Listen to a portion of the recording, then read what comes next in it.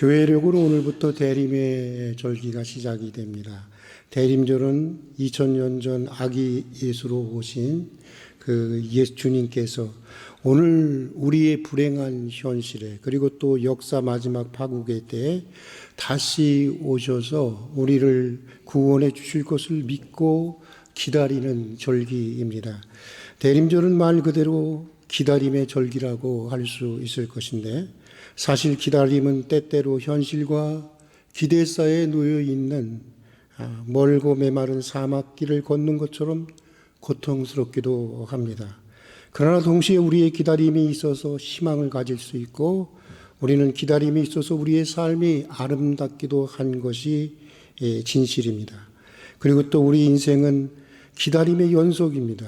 연구에 의하면 사람들이 살아가는 이후에 94%가 다 미래적인 것이라고 합니다. 그러니까 그 많은 시간, 그 많은 생각, 또 그 많은 에너지를 우리는 거의 다 기다리는 일에 쓰고 있다고 하는 것입니다. 소식을 기다리고, 사람을 기다리고, 기회를 기다리고, 변화를 기다리고, 좋은 세월을 기다리고, 이렇게 사람은 무엇인가를 기다리며 살아가는 존재라고 하는 것인데, 20세기에 활동을 하던 세계적인 심리학자 중에 빅터 프랭클린이라는 분이 있습니다. 이분은 자기를 찾아오는 환자에게 충격적인 질문을 통해서 그들로 하여금 스스로의 정신적인 문제를 치유하게 하는 그 치유로 아주 유명한 분입니다. 예를 들어 환자가 고민을 이야기하면서 나는 이래서 못 살겠고 저래서 못 살겠습니다 하면 그는 이렇게 질문을 한다는 것입니다. 그런데 왜 아직도 죽지 않고 살아있습니까? 얼마나 싸나운 질문이에요. 그러면 환자들은 갑자기 당황을 한다는 거예요. 그러면서 한숨을 쉬면서 얘기를 한다는 것입니다. 자녀들이 아직 어리기 때문이라든지, 부모님 때문이라든지, 또는 한가닥 믿는 내 신앙 때문이라든지, 무언가 살아가야 할 이유를 들기 시작한다는 것입니다. 그러면 그는 환자에게 당신이 아직도 죽지 않고 살아있어야 하는 바로 그 이유에서부터 다시 생각해보고 다시 시작해 보십시오 라고 권면을 한다는 것입니다. 그것을 목표로 삼고 꿈으로 삼고 시작해 보라는 것입니다. 기다리며 살아가라는 것입니다. 무언가를 기대하고 기다릴 것이 있는 사람들은 어떻게 하든지 살아갈 수 있다고 하는 것입니다. 또 그런 기다림의 내용들이 현재의 나를 보다 나은 미래적 존재로 변형시켜 나가기도 한다라고 하는 것입니다. 그러고 보면 인간의 문제는 지금 내가 가진 꿈이고 소망이고 내가 가진 기다림의 내용이라고 할 수가 있는데, 오늘 본문에 등장하는 시므온을 통해서 우리는 우리의 기다림이 어떤 기다림이어야 하는가를 생각해 보고자 합니다. 오늘 본문에 보면 시므온은 하나님이 약속하신 것을 기다렸다고 말씀하고 있습니다.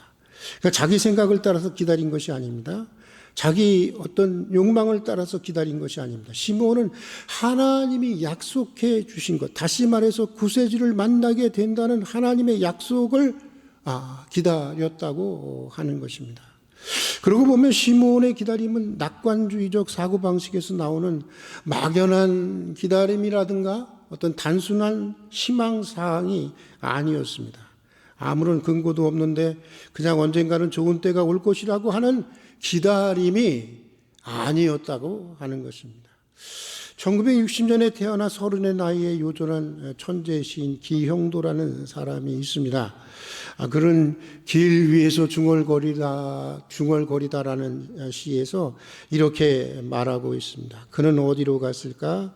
너의 흘러가 버린 기쁨이여 찾지 말라. 나는 곧 무너질 것만 그리워했다.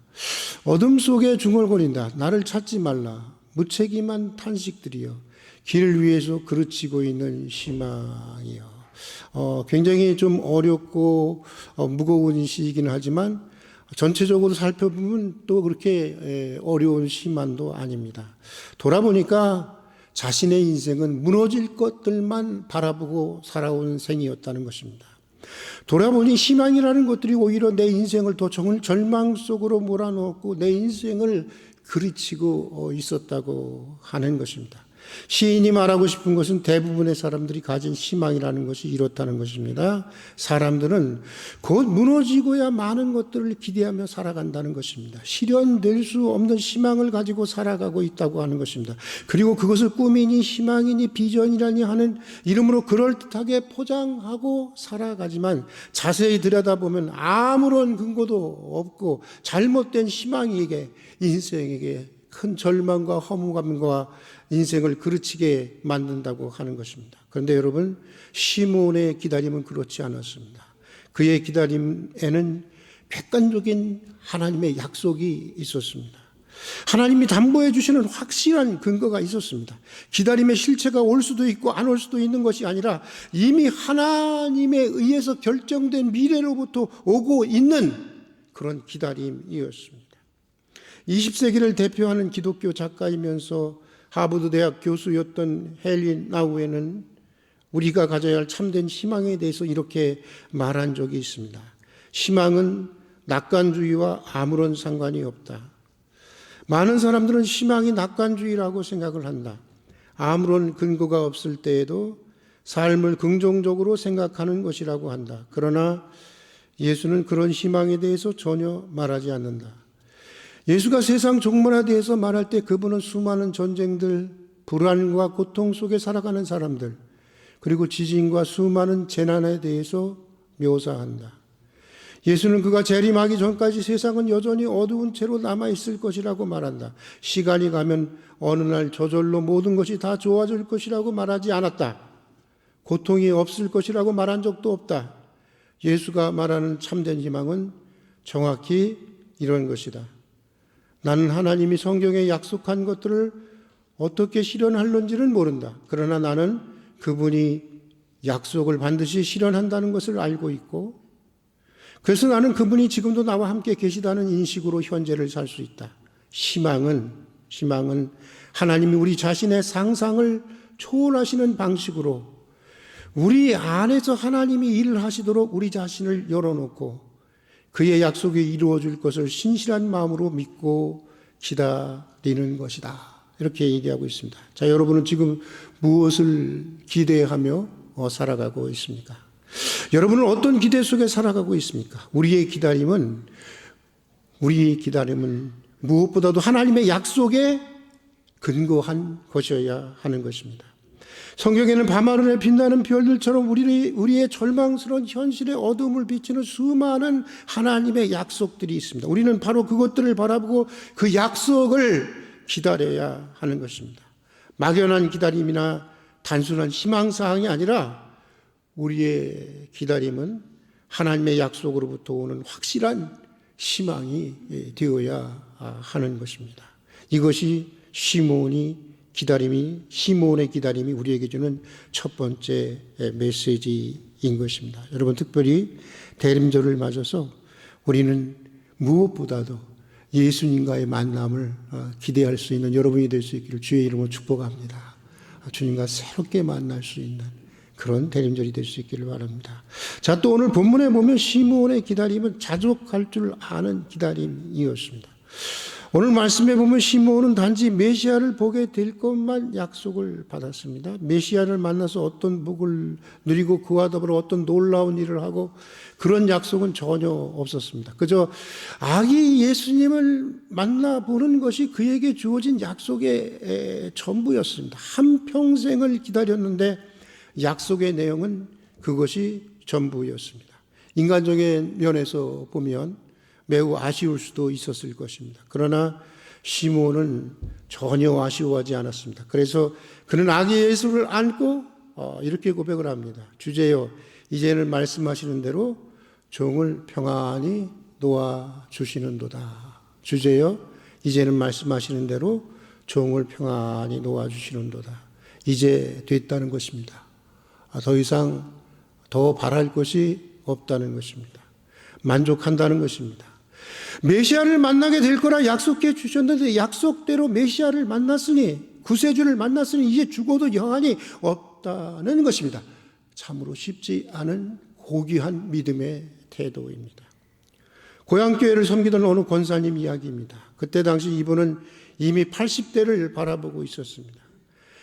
그런데 늘 자기에게는 남은 평생 한 가지 소원이 있노라고 말씀하셨습니다. 그의 권사님의 소원은 이런 것이었습니다. 아직 시집을 가지 않은 딸이 시집만 가면 자기는 죽어도 여한이 없다는 것입니다. 그런데 얼마 후 정말 딸이 시집을 가게 되었습니다.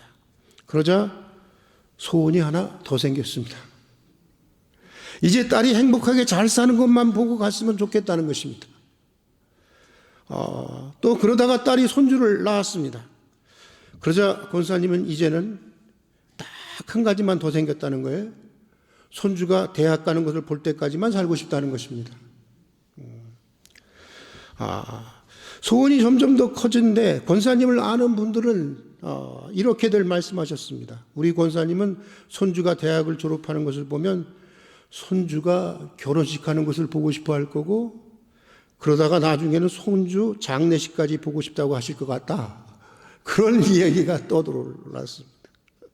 그러나 여러분 어디 그렇습니까? 권사님은 손주가 중학교 때 돌아가셨습니다. 여러분, 사람의 욕망이라는 것이 끝이 없는 것입니다. 스스로 자족하지 않으면 세상을 다 가져도 만족할 수가 없는 것입니다. 자족할 줄 알아야 하는 것입니다. 예를 들어서 내가 하나님께 구한 것이 있는데 그것이 이루어졌으면 그걸로 만족해야지, 자꾸 조금만 더 욕심을 부리면 인생이 불행해지게 되어 있는 것입니다. 기도하고 또 기다리던 것이 이루어졌으면 하나님 이제 됐습니다. 이제 만족합니다. 이제 죽어도 여한이 없습니다. 이렇게 우리의 기다림은 자족할 수 있는 기다림이어야 하는 것입니다. 이것이 시몬의 기다림이 우리에게 주는 두 번째 메시지인 것입니다.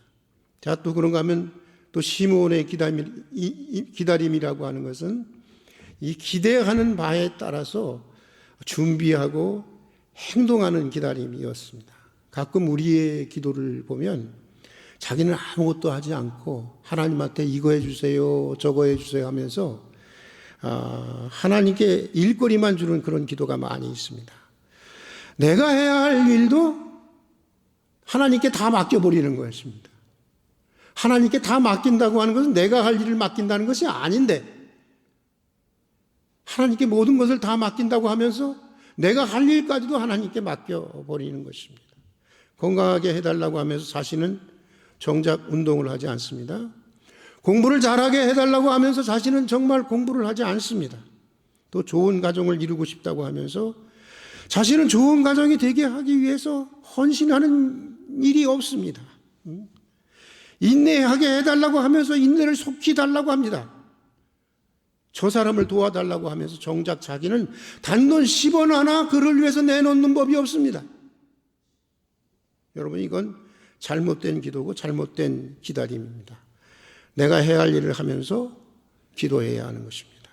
성경에 보면 신랑을 맞이하는 10처녀의 비유가 나오고 있습니다. 10명 중 5은 지혜로웠고 5은 어리석었다는 것입니다. 그런데 이 비유가 말해주는 가장 중요한 것은 이것입니다. 기다리는데 그냥 무턱대고만 기다리지 말라는 것입니다. 준비하면서 기다리라는 거예요. 예배하면서 기다리라는 것입니다. 신랑을 맞이하기 위해서 등불에 기름을 준비했느냐 그렇지 않느냐가 결혼식에 참여할 수 있었느냐 아니냐를 결정하지 않았느냐고 하는 것입니다. 하나님 나라도 이와 같다는 것입니다. 준비하지 않는 자는 천국에 들어갈 수 없다는 것입니다. 사랑하는 교우 여러분, 이제 한 해가 저물어 가고 있습니다. 시간 속에 있는 것들은 모두 다 이렇게 끝날 때가 있는 것인데, 이제 오늘일지 내일일지 모르고 다가오는 죽음을 위해서 여러분은 어떤 준비를 하셨습니까? 주님 만날 준비를 하셨습니까? 다가오는 그 결정적인 약속의 시간을 위해서 여러분은 무엇을 준비하며 살아가고 있습니까? 내일 잠자리에서 반드시 내가 깨어날 것이라는 확신이 있습니까?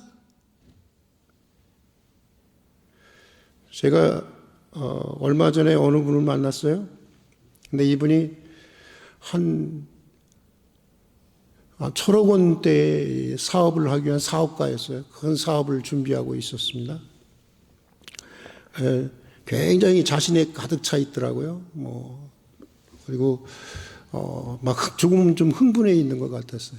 그래서 제가 마지막에 그분의 얘기를 쭉 듣다가 마지막에 이렇게 물었습니다. 도대체 회장님의 그 자신감이 어디로부터 나오는 것입니까? 아주 좋은 신실한 신앙인인데, 전 신앙적인 답변을 좀 기대하고 질문을 드렸어요. 그랬더니 그분이 그러더라고요. 치밀한 계획이라는 거예요. 치밀한 계획을 했다는 거예요. 그래서 걱정이 없다는 거예요. 근데 그 순간 제 마음속에 팍 들어오는 말씀이 있었습니다. 너의 인생이 무엇이냐? 너희는 잠깐 있다가 없어지는 안개니라. 그 말이 마음에 팍 꽂히더라고요. 무슨 치밀한 계획이에요. 치밀한 계획. 하나님이 허락하셔야지. 그렇지 않겠습니까? 네. 여러분, 내일 잠자리에서 반드시 내가 깨어날 것이라고 확신할 수 있는 근거가 무엇입니까? 이런 희망을 가지지 말라는 것입니다. 시므온은 주님과 만날 그날을 위해 자기 한평생을 준비한 사람이었습니다. 그래서 오늘 말씀은 이렇게 말씀하고 있습니다. 이 사람은 의롭고 경건하여 이스라엘의 위로를 기다리는 자라. 여러분, 시므온이라는 사람은 이스라엘에게 주어질 하나님의 위로와 약속을 기다리며 한평생 의롭게, 또 한평생 늘 경건하게 주님이 오시는 그 결정적인 시간을 예비하면서 영접할 마음을 준비하며 기다린 사람, 그 사람이 바로 시므온이었다고 하는 것입니다. 여러분, 해마다 이맘쯤 되면 다시 읽게 되는 시 가운데 황지우의 너를 기다리는 동안에라는 시가 있습니다. 시인은 거기서 기다림을 이렇게 말하고 있습니다. 지금 오고 있는 너를 기다리고 있는 동안에 나도 내게로 가고 있다. 아주 기가 막힌 표현입니다. 그렇습니다, 여러분. 기다림을 통해서 왜 기다리게 하실까? 기다림의 이유가 있어요.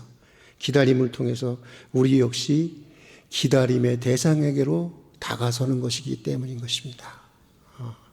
기다림이 깊으면 깊을수록, 기다림에 대한 갈망이 크면 클수록 더 가까이 그에게로 다가가게 되는 것입니다. 시므온처럼 한평생 간절히 매일 새롭게 오시는 주님을 기다리는 여러분이 될 수 있기를 주님의 이름으로 축복합니다. 그 기다림이 우리를 그리스도의 형상이라고 하는 미래적인 존재로 조금씩 변형시켜 나가게 될 것입니다. 그리고 시므온처럼 그런 기다림을 통해서 우리를 고통스럽게 하는 문제로부터 우리를 평안히 놓아주시는 하나님의 구원을 보게 될 수도 있을 것입니다. 시므온이 이렇게 고백하잖아요. 우리 한번 따라서 합시다. 한번.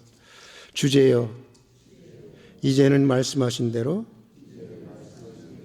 종을 평안히 놓아주시는도다.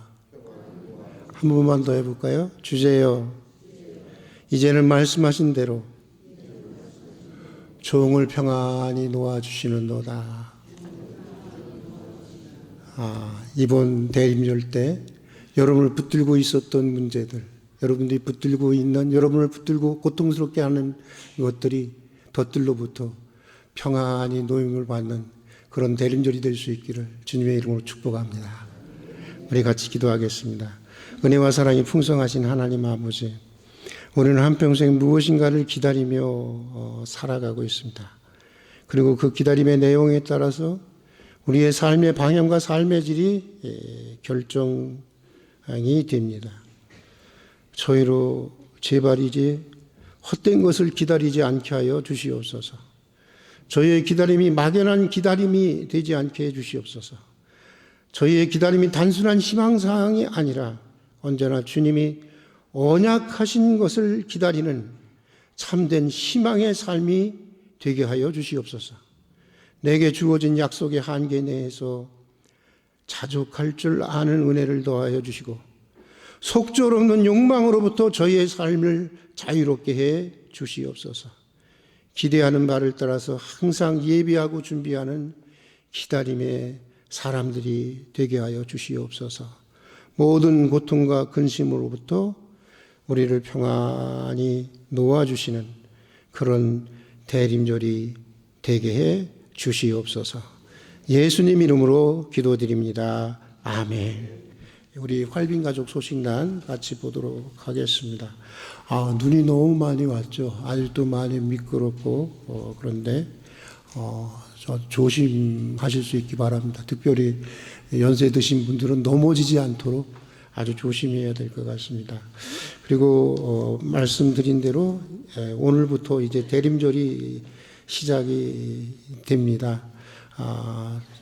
주님이 우리 가운데 새롭게 오시고 또 주의 재림을 기다리는 그런 고대하는 그런 절기인데 그냥 대강대강 그렇게 보내는 절기가 아니라 정말 간절히 한번 주님과 새롭게 만나기를 사모할 수 있는 그런 대림절이 되었으면 참 좋겠어요. 제가 제가 참 제 양어머니 얘기인데 이 어머니가 하루는 아니 한 번은 완전히 다 세상적으로는 망해서 미랄 기도원이라는 기도원이 있었거든요. 거기에 들어가셨어요. 들어가셔서 이제 오랫동안 기도 생활을 하셨는데 하루는 자기 생일이 되었는데 너무 쓸쓸하더라는 거예요. 너무 고독하더라는 거예요. 그런데 귀에서 고름이 계속 나왔다가 질질질 흐르는 거예요. 그러니까 이 어머니가 이렇게 기도했대. 그날 귀를 딱 붙들고 하나님 오늘 제 생일이에요. 그런데 너무 쓸쓸하고 외로워요. 하나님 이 귀에 이 고름이 멈출 수 있게 좀 해주세요. 선물 하나만 주세요. 저에게 고름이 멈추는 선물 하나만 주세요. 라고 기도를 했대요. 정말로 기도대로 그날 바로 기도하는 가운데 고름이 딱 멈췄대. 처음 그 기도가 너무 아름답잖아요. 내 생일인데 너무 정말 외롭고 쓸쓸합니다. 하나님 내가 생일날인데 내 선물 하나만 해주세요. 이 귀에 고름 좀 멈추게 해주세요. 얼마나 예쁜 기도예요. 전 이번 대림절 때 그렇게 예쁜 기도를 마음속에 좀 준비했으면 어떻겠는가. 정말 이번 대림절을 통해서 주님 다시 한번 시므온처럼 그렇게 주님을 영접할 수 있고 주님을 만나볼 수 있는 그런 대림절이 되게 해주세요.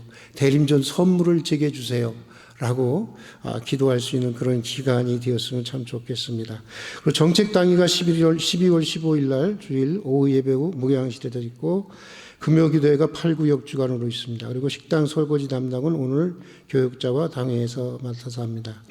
우리 교우들 환우들을 위해서 여러분 기도해 주시고요. 선교 후원하는 교회를 위해서도 열심히 기도해 주시기를 바랍니다. 그리고 12월 중보기도 제목 우리 함께 읽어보도록 하겠습니다. 1번, 2번, 3번 같이 읽겠습니다. 1번 같이 읽겠습니다. 패권 국가들의 지나친 국가 이주의를 물리쳐주시고 이스라엘과 팔레스타인, 러시아와 우크라이나 사이에 화해가 이루어지게 하소서. 두 번째, 한국 사이의 위기와 갈등을 지혜롭게 해결해가는 위정자들이 되도록. 세 번째는 시므온처럼 주님의 이루를 기다리는 가정들이 되게 하소서.